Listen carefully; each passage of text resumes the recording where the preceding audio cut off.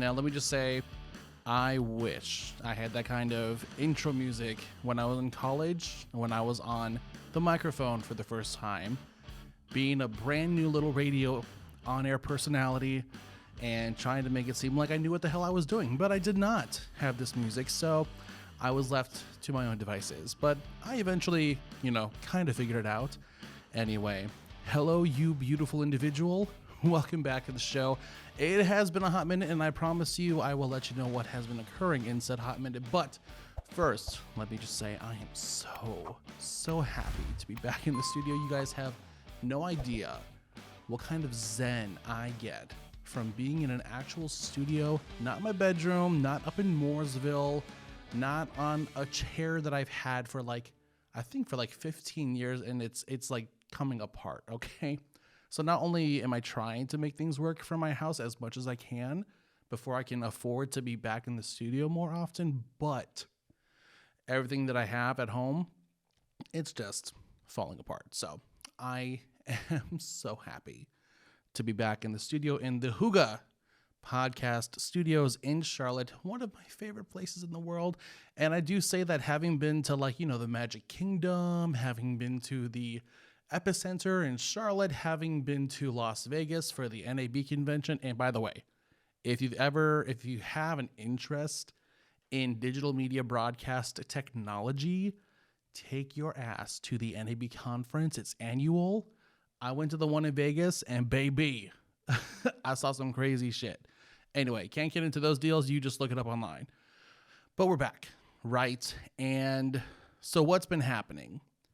I'm noticing that I have this really horrible streak of inconsistency.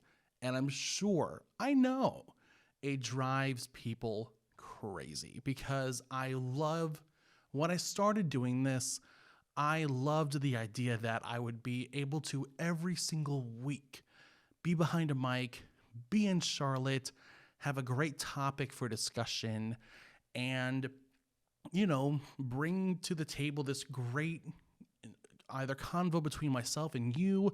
Maybe I'd have a friend up in here. Maybe I'd have Jasmine back up in here, or I'd bring maybe Scott back up in here, and we just have fun for an hour or however many hours I decided to book for the studio that day.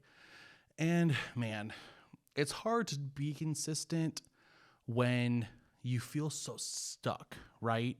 So, and that's something I'm trying to figure out how to work out of, because I really have never been in a position career-wise where it was really checking the boxes for me. If you've been with me for a while, you've been listening to Casual Babble since its inception, the bad timing inception of January 1st, 2020, then you know most of the story. And I'm not going to jump into the entire story again, but for Cliff Notes version, if you happen to be newer to the show. So I went to App State from 2011 to 2016, wayward through most of college, but eventually I found my love for broadcast radio. And so when I realized my love for it, which left me 1.5 years, a year and a half left of college to really delve into it, I did everything I could. And I did manage to get a job with, iHeartMedia right out of college. They stuck me in a job that was no good, taught me nothing in 3 years, so I left, took on a communications job for a nonprofit for 7 months, left them because as much as I was happy to be out of iHeart and get out of their non-compete, finally took half a year to get out of their non-compete. At the same time, the job I took was an even further departure from the job that I had with iHeart. So, and since then, it's been kind of back and forth with jobs, and I have a new one as of middle of July of 2021, and it's pretty good. I got a good group of people that I'm working with. It's a communications job. I'm spending my days either working on graphics for a client, or I'm creating email broadcasts or invitations to events, or I'm helping to manage leadership as far as digital communications for leadership. And it's a pretty cool job. But even I have to admit, and I have no problem of admitting this, and this is where I think my mother would say is part of my problem, because I have zero issues admitting my issues, but it's still not the job where I feel like I'm really being me. And so with that in mind, I think we all, a lot of times, or often, more often than we'd like to, we have those moments where we ask ourselves, despite having a job that does pay the bills, that does give us something to do on a daily basis, we ask ourselves, what would a dream day or a perfect day, and not perfect in the sense that nothing happens, but perfect in the sense that you wake up and you are wholly content with going to a job that you have, because that job exhumes everything that you want to do professionally. And I'm asking myself that question, I think, for the past 3 months, or honestly, probably the past 6 years, if we're being very honest, but it's on and off. If I get a new job, I try to really be in it. If it is a job that has some association with communications or digital media or, God forbid, broadcasting. And since a lot of my jobs have been just kind of barely that, I've asked myself this question so many times. So what for me would be a dream day or a perfect day? Well, it kind of starts off how I mentioned, I'd wake up with zero issues going to whatever job I had, because it's a job that is me in every sense of the word. So for me, it would be whether or not it was if I was like a morning air talent for a live broadcast station anywhere, wake up morning can be kind of tough. If you know morning drive, got to be in the studio and ready to go by like 5 o'clock, because you have to take that hour from 5 to 6 to prepare. Then 6 to 10, you are on. So maybe not morning, maybe afternoon. Hell, I've even considered doing like evening and just like having the day to myself to prep and then come in, do evening drive. But for me nowadays, I think because broadcast radio, I think, is too focused on people who have already been established. I feel like people who were established as of like 2015 or 2016, like that's where you should have had it figured out. But for those of us who are not easily marketable, and I do mean those of us who are not aesthetically pretty, I think there's a lot to say regarding who people in charge of radio programming will happily put behind a mic. Because, and I say this because of the reason I left iHeart, was because I was strung along by somebody who had a position open that I was overqualified for, that I knew I could handle, that he told me he would try to get me into for a year. But the second a couple years younger, cute kid came in, he got a great opportunity. He got that job, and now that kid is full-time on air. Yeah. So, and you know what? And I say that knowing that might be a huge generalization, but at the same time, as they've always said, sex sells, sex appeal sells. So when you don't have that as readily as other individuals do, you always have to wonder, how much does that really play a part in whether or not I have a career or not? But so back to what I was saying, perfect day for me. And I was saying, so if it wasn't a radio broadcast job, if it was even like where I got into a point where this show has like enough traction behind it to where I've been able to expand the show, it's a hit on its audio platforms, it's a hit on its video platforms, which for now is just YouTube, but apparently Spotify is doing video now too, so I'm going to have to look at Anchor. I'll do it now and see if I can now upload video to Anchor, because you might be watching it, not just seeing it on or listening to it on Anchor or Spotify, but now perhaps you can also watch it. So let's see here. Maybe new episode. Excuse me. I tried blocking that out and it still got in. Damn it. See, I only see record library. Maybe upload. You know what? I have some videos on my computer that I prefer you not see. So I'll wait to do that later when I'm at home. So yeah.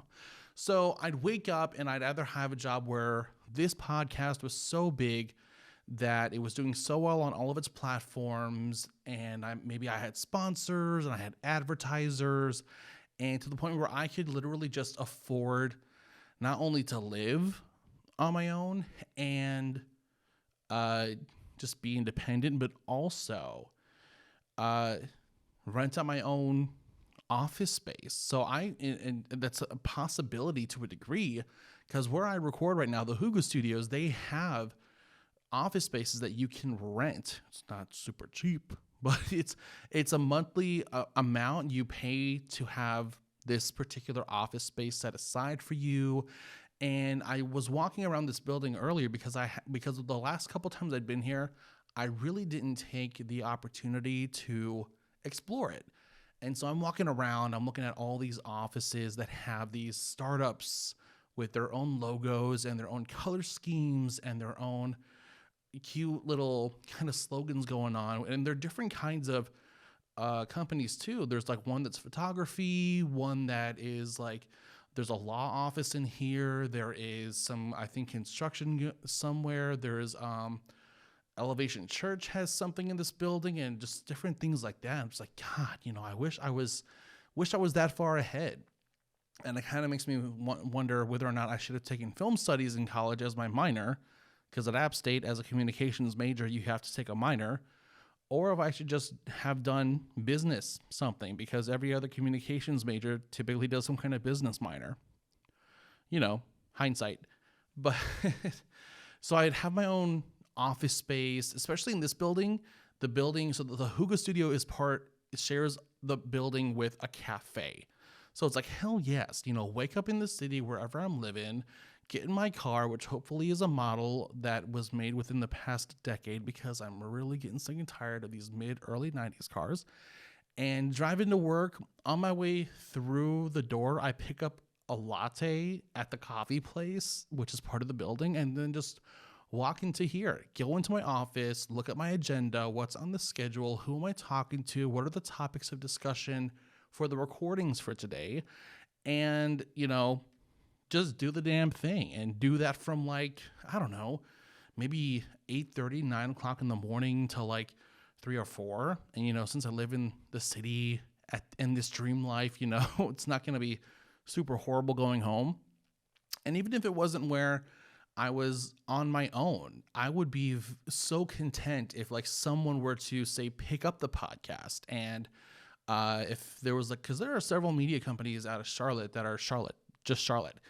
And they're, if they were looking to start adding podcasts to their programming and start venturing into those particular platforms, and someone picked up the show, they were like, hey, Beastie Babbles, you have a pretty cool looking show. We could help you develop it. You associate your show with our brand, and we use our platform to expand your show and maybe help you figure out more things to discuss on the show, because I need a little help. But I would be so happy in that kind of life, because it's every day doing something I like to do. Even if it came with challenges, like let's say there was a week where I was like, oh my God, I got no one to interview this week. I've got no one to have this conversation with, if those struggles like that, or like, God, I really need my new camera to come in today because the camera I've been using is really about to take a dump, or like I need to talk to the guy in charge of the building because we need new microphones in this studio, which by the way is not a thing because I'm pretty sure these are new. Not 100%, but it works. But like, geez, challenges. I think if it's a career that you like to do that just kind of checks all the boxes the right way for you, challenges that are associated with that career won't bother you as much. And I'm a big watcher of shows like Ugly Betty. I think I've watched that series. It's not an over exaggeration to suggest close to a dozen times. And I didn't watch the show as it was airing, but especially going into either just going into college or just like when I was going into radio, sometime in there is when I began watching the show, like really watching it, and fell in love with just the whole idea of somebody in college or just out of college getting this crazy job in this awesome media world and just evolving for 4 seasons. And like, I can only imagine like going into that position, because I like to write too, and I don't allow myself enough opportunities to do that. And just watching her go through the challenges of a magazine, whether or not it's, do they have a photographer for their photo shoot? Do they have the model they want for the cover? Do they have all the concepts ready for the different sections of the magazine? Do they have their theme for the cover, figured out? Do they have either, do they have certain articles in? Do they know what order the different sections of their magazine are going to go in? And, will they get their magazine to the printers on time? Will the magazine copies ship in time? And I can only imagine how content someone in that field must be if that's the life they wanted, to like be in that media and like handle those challenges that are associated with that career that they love so much, that they're okay with those challenges because it's the challenge of the world that they wanted to be in. I can't tell you how much I would love to experience the challenge of, okay, can I get through a conversation on the air today without skipping over too many words or tripping over too many words? Or, gosh, can I get these 5 commercials voiced between the end of the show and when I have to hit the road and go to some remote event for the station? Or, gosh, will I be able to hold it together while I'm meeting this cool artist? Well, do I have the questions that'll make Ariana Grande not think I'm some kind of himbo idiot because she hates stupid, stereotypical questions that too many male radio hosts like to ask girls these days? Like, damn. Anyway, but like, and those may seem like kind of funny challenges or funny obstacles, but those are the obstacles that you kind of face in that industry. And that's what I wanted to do so bad. And so, when I ask myself these questions, I also realize that, if that's the kind of life I want, but how do I get there? You know what I'm saying? Because right now with my job, and I think what's hard is that I still live outside of Charlotte. I've been trying to find somewhere to live. Hell, I've even trying to find a place in Mooresville to live, but I don't know how this has happened. But damn apartment prices in damn Mooresville, and not even ones that are anywhere near Lake Norman, are the kind of prices you'd find in Charlotte, which makes absolutely no sense to me whatsoever. Like, come on. Man, if I could afford the place that I wanted to live, there was this awesome kind of warehouse style set of condos. God, they looked so freaking cool. I would have liked the dream area to live in. Either NODA or even over here in this area that the recording studios are in is so me. But alas. And I think what kind of hampers us down when we are finding ourselves in the moments where we are asking ourselves these questions again, because it's never the first time you've asked yourself the question, right? But I think what also hampers us down is the fact that we're still, for some reason, in the same spot. We haven't moved in so many years. So for me, one of my biggest pet peeves is that I'm still at home. I had zero interest in still being with my family, living in the same bedroom at 28 years old, which I feel like it makes me sound so fucking sad, and it brings me down all the time. And it's not to say that I'm not grateful that I can still be at home right now while I'm trying to figure out how to earn enough money to be independent. But at the same time, it's like, damn, when I was going to college, going like into my first year, I was like, by 22, which is when I would graduate, I want to be the hell out of this house. I am so done with Mooresville.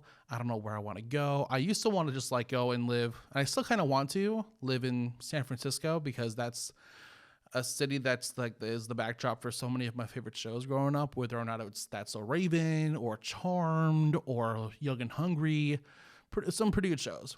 But today I'm just like, I want to live in Charlotte. I just want to be back in Charlotte, especially if we can finally get to a post-COVID world and people can actually start going out and really enjoying themselves like they could a couple years back. That'd be great. But anti-vaxxers and anti-maskers, but at least they're dying out. Ooh, I'm not going to add that.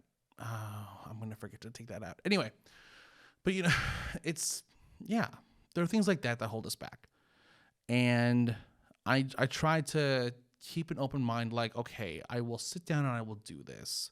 And I will say, when I finally do come to the studio and I do make sure I have an hour where I'm going to record, it reopens a catharsis for me. It reopens this content because, again, this is just what I like to do. This is what I want to figure out. And the thing is, I can really get into a good swing here and I can record a couple of different episodes. But the challenge is going to be that, if I allow myself to mentally and emotionally stay in this particular mindset, I'm not going to want to go back to work. That's always the drawback. I start doing what I love to do again, and I don't want to go to work because work is not it. Work is not where I am truly expressing myself. That's not what I fell in love with. It is a place to be, but at the same time, it's not the end. It's not where I will end up for sure. And I find it so funny that parents will always be like, you have a brand new job now. If you're someone like me who has bounced around a little bit from job to job, your parents might be like mine and they might say something to the effect of, you need to stay there for a little while. You were just in your last couple of jobs for very short amounts of time. You need to stay there. You need to develop a rapport, a relationship, try to get some semblance of a reputation back because you don't have that anymore. But then they're wondering, like, why haven't you moved out yet? Like, you keep talking about you wanting to move out, but you haven't done it yet. Here's the thing with my situation. The last job I had full-time was as a concierge in Uptown. Don't do it, by the way. It's not worth it. And that job was pretty much the same amount I was making from the two full-time jobs prior to that, which was like 30 to 32 a year. My new full-time job is technically almost 10K more a year. And despite that 10K jump, I still can't really move to Charlotte. And back when I had my last full-time job at like 32 a year, I was looking for apartments or like roommates who were in apartments where I'd pay for like $700 to $900 a month. Now, and even now, with again that 10K bump, I really can't move down here to Charlotte because I can't afford it. The prices are stupid. It's literally like, what do I have to do to get the kind of money I need to live in Charlotte? I don't want to live in Uptown, anywhere near the Panther Stadium, to be honest. I don't want to live, I'd like to live somewhere like in Noda or like in the area here where the studios are, because those areas are very, very, how do I say, millennial centric. The aesthetic is very catered to millennials, like very much our generational style, if that makes any sense.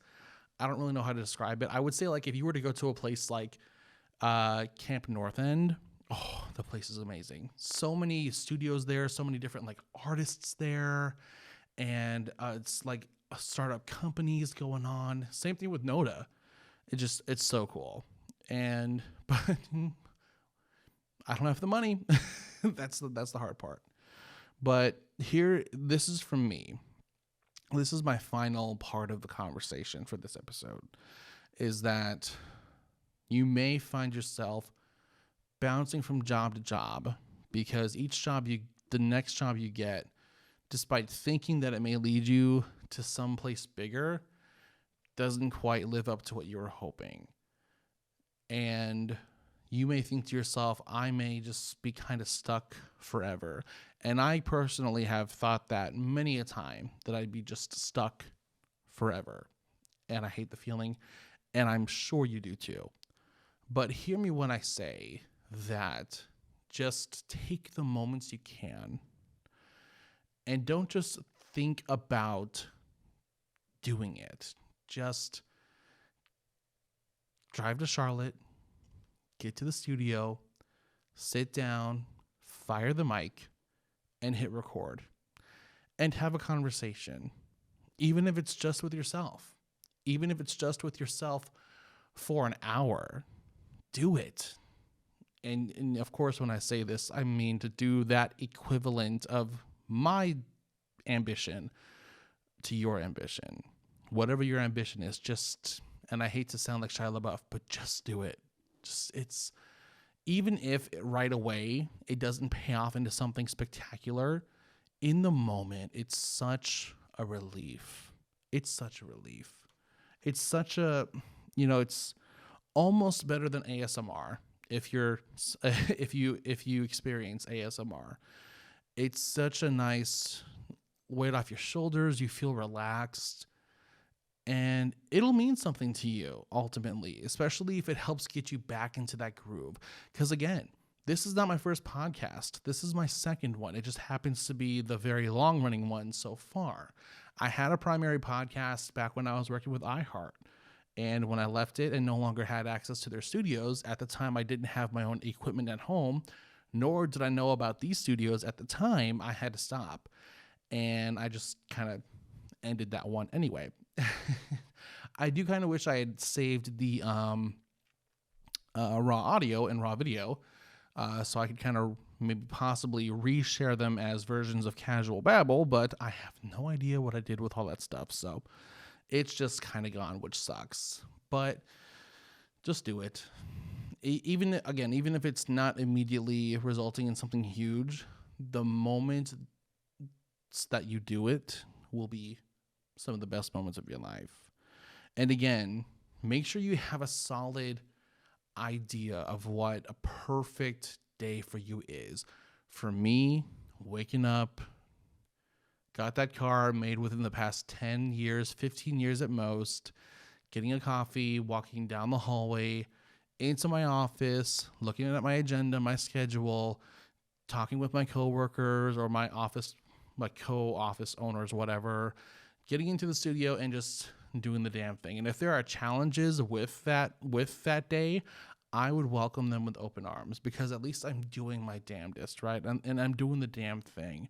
That, to me, is what matters. So take that as you will. I'm sure I babbled quite a bit, but hey, that is what you're here for. So with that being said, I do hope you have a great day, and I will see you in the next episode.